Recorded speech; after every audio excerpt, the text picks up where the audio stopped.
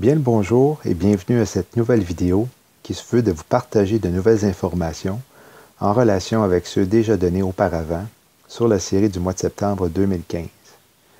J'espère que vous allez apprécier. La liste des signes précédant son retour qui sont en rapport avec les douleurs de l'enfantement dans Matthieu 24 sont de plus en plus fréquentes et de plus en plus intenses, comme pour d'autres phénomènes tels que les éruptions volcaniques, les ouragans, les typhons, les cyclones, les eaux qui deviennent rouge-champ sans explication pour la 25e fois en 4 ans, les glissements de terrain, les gouffres, les cratères, les éruptions solaires, les sécheresses, les grêlons, la mort de millions de poissons, d'oiseaux, températures hors de l'ordinaire, fonte de glace, les catastrophes chimiques, biologiques, nucléaires, le printemps arabe et les changements par force de dirigeants de différents pays, les manifestations qui augmentent de plus en plus à travers le monde, l'État islamique, la légalisation de la marijuana, les actes terroristes, les corruptions. On pourrait continuer en mentionnant la violence domestique, la pédophilie, la pornographie, l'alcoolisme, l'abus de drogue, les jeux de hasard, sans oublier les 57 millions de bébés qui ont été tués depuis la légalisation de l'avortement depuis 1973 et que leurs membres sont maintenant vendus illégalement aux États-Unis. L'augmentation des relations sexuelles avant le mariage, l'adultère et le divorce. Parlons maintenant d'un personnage qui occupe une grande importance pendant le mois de septembre. Il est le 112e et le dernier pape de la vision de Malachie en 1139. C'est bien sûr le pape François. Il a fait référence à un nouvel ordre mondial plus d'une fois. Plusieurs prédisent qu'il va initier le mouvement le 25 septembre, après la possible tombée du dollar américain la dernière journée de l'année sabbatique de cette année, qui tombe le 13 septembre, mais pourrait aussi bien arriver à la fermeture du marché boursier vendredi le 11 septembre. Le chef du catholicisme a ouvert la porte du Vatican l'année passée aux musulmans pour la prière et la lecture du Coran. Le président palestinien Mahmoud Abbas et le président israélien Shimon Peres se sont joints au pontife dans le jardin du Vatican pour une réunion de prière. Quelques-uns ont vu cet acte comme étant un précurseur d'une religion mondiale. Tandis que le Washington Post rapportait que le pape avait déclaré que le Coran et la Sainte Bible étaient pareils. Il a dit « Jésus-Christ, Mohammed, Jéhovah, Allah, ces noms sont utilisés pour décrire une entité qui est la même à travers le monde. Nous pouvons accomplir des miracles dans le monde en convergeant nos croyances, et le temps pour un tel mouvement est maintenant. » Le pape visitera la Maison-Blanche le 23 septembre et est prévu d'annoncer quelque chose devant le Congrès. Le représentant du Congrès John Boehner affirmait ceci par rapport à sa visite en février dernier. Dans un temps de bouleversement mondial de compassion et de dignité humaine, le message du Saint-Père a ébranlé les gens de toute foi et antécédents. Dans le même ordre d'idées, le secrétaire général des Nations unies, Ban Ki-moon, a rendu visite au pontife par rapport au changement climatique et de ses conséquences. En 2013, Israël a donné un siège officiel au pape de Rome situé à l'endroit de la tombe de David et de Salomon. Le 16 mai dernier, le Vatican a signé son premier traité avec la Palestine en tant qu'État, bien que l'État n'existe toujours pas, afin de mettre fin au conflit israélo-palestinien pour ainsi promouvoir la solution de 2 États en Israël. Le 26 juin 2015, une entente a été signée entre le Vatican et l'Organisation de libération de la Palestine pour permettre l'éviction des Juifs à Jérusalem. Les Nations unies vont tenir leur 70e assemblée du 15 au 28 septembre. L'issue de l'État palestinien pourrait se décider pendant cette session. Le pape François a loué le président Mahmoud Abbas en disant qu'il était un ange de paix. Shimon Peres est, depuis la disparition de l'ancien premier ministre Ariel Sharon, le dernier père fondateur de l'État d'Israël vivant à ce jour. Selon lui, le pape François, un homme qu'il appelle le Saint-Père, est celui qui va amener la paix dans le monde. Voici maintenant quelques titres du magazine sur le pape. Le magazine Time a choisi comme titre « Le pape du peuple ». Ici, le mot « Vicar » est un substitut du mot « anti » et à la place de en grec. Sur la page couverture du magazine Life, on peut lire « Pape François, l'Antichrist de Saint-Pierre à aujourd'hui ». Voici une déclaration faite de sa part. Étant donné que plusieurs d'entre vous n'appartenaient pas à l'Église catholique et les autres sont des non-croyants, je donne à tous et chacun du fond de mon cœur cette bénédiction silencieuse en respectant la conscience de chacun, sachant que vous êtes des enfants de Dieu. Le magazine Houston Style dit « Pape François, l'humble pape ». À travers l'humilité, la recherche de l'âme et la contemplation de prière, nous avons acquis une nouvelle compréhension de certains dogmes. L'Église ne croit plus en un véritable enfer où les gens souffrent. Cette doctrine est incompatible avec l'amour infini de Dieu. Dieu n'est pas un juge, mais un ami et un amant de l'humanité. Dieu ne cherche pas à condamner, mais seulement à embrasser. Comme la fable d'Adam et Ève, nous voyons l'enfer comme un dispositif littéraire. L'enfer est simplement une métaphore de l'âme isolée, qui, comme toutes les âmes, seront finalement unies dans l'amour avec Dieu. Nous avons ici comme titre « Pape François, personne de l'année ». Tiens, celui-ci dit « Pape pour un nouveau monde ». Toutes les religions sont vraies, parce qu'elles sont vraies dans les cœurs de tous ceux qui croient en elles. Quel autre type de vérité y a-t-il? Dans le passé, l'Église a été dure à celles qu'elle jugeait moralement répréhensibles ou pécheresses. Aujourd'hui, nous ne sommes plus juges. Comme un père aimant, nous ne condamnons pas nos enfants. Notre Église est assez grande pour les hétérosexuels et les homosexuels, pour la pro-vie et pro-choix. Pour les conservateurs et les libéraux, les communistes sont les bienvenus et même nous ont rejoints. Nous aimons tous et adorons le même Dieu. 2 Timothée 4, versets 3 et 4. Car le temps viendra où ils ne supporteront pas la saine doctrine, mais ayant des oreilles qui les démangent, ils amasseront pour eux-mêmes des enseignements selon leur propre convoitise, et ils détourneront leurs oreilles de la vérité et se tourneront vers des fables. Esquire déclare « L'homme le plus intéressant dans le monde ». Le catholicisme est maintenant une religion moderne et raisonnable, qui a subi des changements évolutifs. Le temps est venu d'abandonner toute intolérance. Nous devons reconnaître que la vérité religieuse évolue et change. La vérité n'est pas absolue ou gravée dans la pierre. Même les athées reconnaissent le divin. Par des actes d'amour et de charité, l'athée reconnaît Dieu ainsi et rachète son âme, devenant un participant actif dans la rédemption de l'humanité.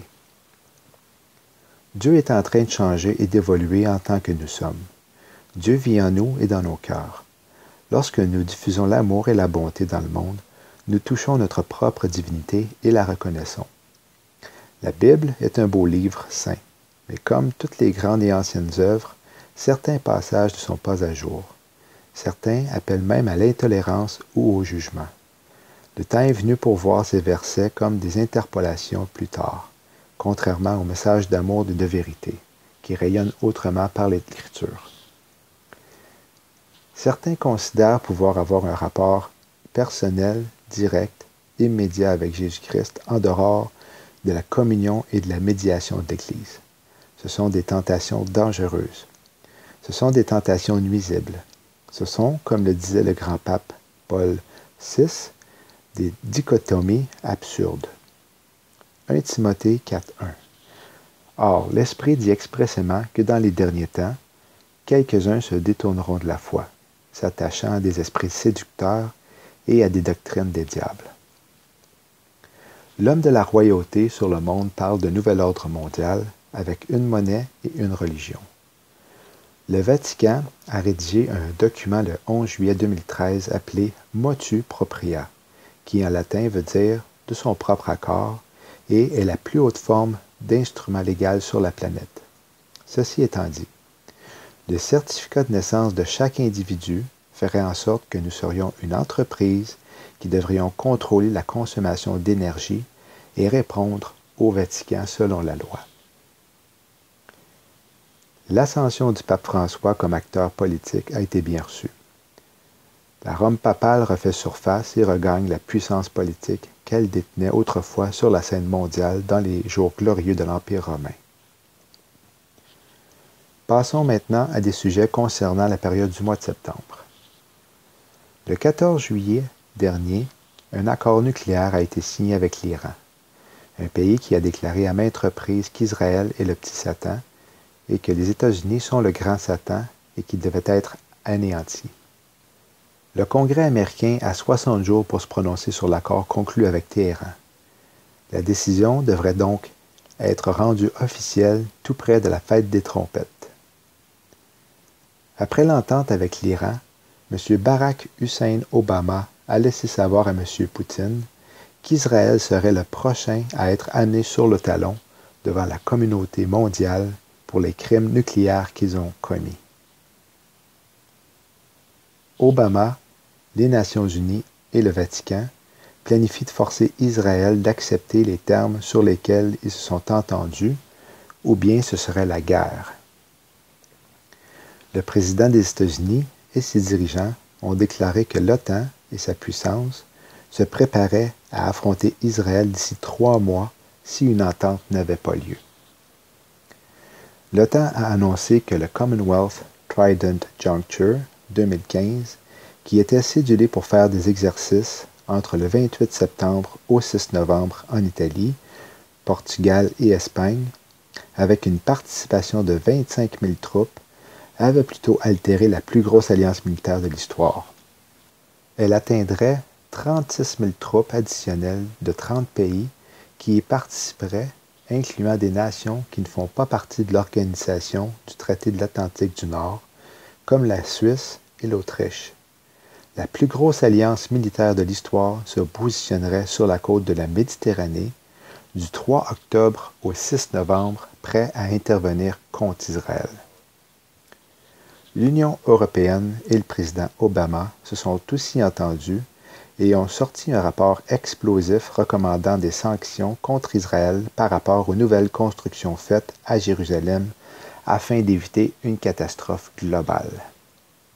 Le secrétaire de la Défense américaine Ashton Carter s'est rendu en Israël la dernière semaine de juillet pour offrir des milliards de dollars en armement additionnel à condition qu'une solution à 2 États pour la population palestinienne soit résolue. Ils sont aussi appelés à abandonner leurs armes nucléaires et à avoir une entente d'inspection et de mesures de contrôle internationales. Je pense personnellement qu'Israël n'ait d'autre choix que de signer l'entente dont mentionné auparavant, en ayant en même temps leur autorisation de construire leur temple. Pourrait-il être possible que cette alliance avec beaucoup, qui sont probablement des musulmans, soit celle du traité de paix de 7 ans, qui sera confirmé par l'Antéchrist, dans Daniel 9, 27. Je vais maintenant apporter d'autres points du pourquoi cette année est très probablement l'enlèvement de l'épouse de Christ. He's the Lamb, sur YouTube, est un excellent ministère que Dieu m'a fait grâce de découvrir. Si comme moi, vous aimez les prophéties de la fin et vous voulez être édifié, je vous encourage à le visiter. Une des études qui est enseignée parle du passage de Josué et de la ville de Jéricho. Il semble inévitablement qu'un parallèle soit fait avec l'enlèvement. Josué 6, versets 3 à 5. « Et vous encerclerez la ville, vous tous, les hommes de guerre, et ferez le tour de la ville une fois. Tu feras ainsi pendant 6 jours. Et 7 prêtres porteront 7 trompettes faites de cornes de bélier devant l'arche. Mais le 7e jour, vous encerclerez la ville 7 fois, et les prêtres sonneront des trompettes. Et il arrivera que, quand ils sonneront longuement de la corne de bélier, et aussitôt que vous entendrez le son de la trompette, tout le peuple y jettera un grand cri, et la muraille de la ville tombera sous elle-même, et le peuple montera, chacun devant soi. En résumé, les 6 jours seraient reliés aux lois de la terre et le cycle du labourage que les Juifs devaient observer. Le 7e jour, dans le contexte, signifierait un sabbat ou encore un Shemitah, qui est la 7e année. Vous pouvez avoir l'information sur le sabbat, le Shemitah et le jubilé dans la vidéo sur le retour de Jésus à la 4e partie que j'ai produite. Au 5e verset, le son de la trompette est parallèle à celle de la fête des trompettes, tandis que le mot « peuple », dans sa racine, en hébreu, signifie « éclipse ». Depuis la déclaration de Balfour, 2 fêtes des trompettes ont expérimenté une éclipse sur une 7e année, c'est-à-dire une année de sabbat ou encore appelée une année de Shemitah. La première fut le 12 décembre 1931 et la deuxième le 23 septembre 1987. Du 13 au 14 septembre 2015, à la fête des trompettes, une éclipse va également se produire. L'enseignement se poursuit avec Matthieu 25. Au verset 6, « Et à minuit, il y eut un cri. Voici, l'époux vient, sortez à sa rencontre. » Le mot « cri » en grec signifie un cri donné par un chef à ses soldats comme le son d'une trompette. Étant donné que la fête, qui est connue sous le nom que personne ne connaît ni le jour ni l'heure, est celle des trompettes, les 2 témoins devaient observer la nouvelle lune et annoncer au Sanhédrin la première vue du premier croissant d'une nouvelle lune. Du 13 au 14 septembre de cette année, il n'y a pas de croissant visible au coucher du soleil à cause de la proximité du soleil avec la lune. Dans une telle situation, le début de la fête est automatiquement déclaré le 14 septembre à minuit, heure d'Israël. Le minuit dans Matthieu 25 est le 14 septembre 2015, heure d'Israël. Il sera à 12h35 au Québec, selon l'étude de la sagesse de Salomon et la reine du Midi, épisode 3c. L'adresse des études a été placée sous la vidéo dans la case de description. Je vous encourage à les regarder car vous serez éclairé sur tous les détails. Maintenant, qui est considérée l'épouse de Christ? La première personne dans la Bible à prophétiser a été Adam. C'est pourquoi l'homme laissera son père et sa mère et s'attachera à sa femme, et ils seront une seule chair. Genèse 2, 24. La prophétie n'était pas seulement pour le mariage, car l'apôtre Paul mentionne les paroles d'Adam en Éphésiens 5 et ajoute à la signification. Pour cela, l'homme quittera son père et sa mère et sera uni à sa femme, et les 2 seront une seule chair. C'est un grand mystère, mais ce dont je parle concerne Christ et l'Église. Éphésiens 5, 31 et 32. Et il a mis toute chose sous ses pieds et l'a donné pour être la tête sur toute chose à l'Église, qui est son corps, la plénitude de celui qui remplit tout en tous. Éphésiens 1, versets 22 et 23. L'Église est comparée au corps de Christ, mais Jésus ne peut pas se marier avec son propre corps. Il va plutôt se marier avec son épouse. Et l'épouse sort du corps de Christ. Le modèle est dans Genèse avec le premier Adam. Genèse 2, verset 18. Alors, de son côté, vint la femme. Comme la femme d'Adam était prise du côté d'Adam, l'épouse sera prise du corps du dernier Adam, qui est notre Sauveur. Abordons maintenant l'importance du nombre 40 que l'on retrouve dans la Bible, comme par exemple 40 ans de Moïse dans le désert, 40 ans de l'Exode jusqu'à la mort de Moïse, 40 jours sur le mont Sinaï pour Moïse,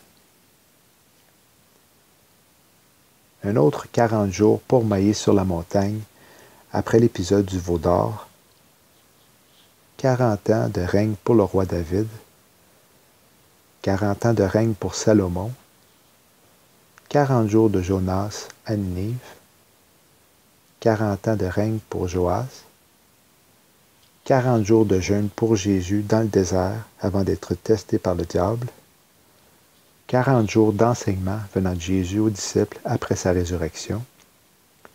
Le 40e jour, il monta rejoindre le Père. Fait intéressant à mentionner est que depuis la première venue de Jésus à maintenant, 2000 ans se sont écoulés.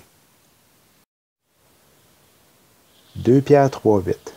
Mais, bien-aimés, n'ignorez pas une chose, c'est qu'un jour est pour le Seigneur comme 1000 ans, et 1000 ans comme un jour. Osée 6, versets 1 et 2. Venez, et retournons au Seigneur, car il a déchiré, et il nous guérira. Il a frappé, et il nous pansera nos plaies. Après 2 jours, il nous revivifiera, et au 3e jour, il nous ressuscitera, et nous vivrons en sa présence. Et si nous savons que 50 ans est égal à un jubilé, alors 40 jubilés se sont écoulés d'Adam à Abraham, 50 d'Adam à l'exode d'Égypte, 60 d'Adam à la construction du premier temple, 70 d'Adam à la fin de la captivité en Babylone, 80 d'Adam à Jésus et 120 d'Adam à maintenant. Il faut donc considérer Genèse 6.3. Et le Seigneur dit, « Mon esprit ne contestera pas toujours avec l'homme, car lui aussi est chair, mais ses jours seront de 120 ans. » Si nous en sommes environ à la fin de la 6e journée, et que l'Apocalypse doit être accompli avant le début du règne de Jésus, qui se trouve à être la 7e journée, l'épouse est sur le point de rencontrer l'époux.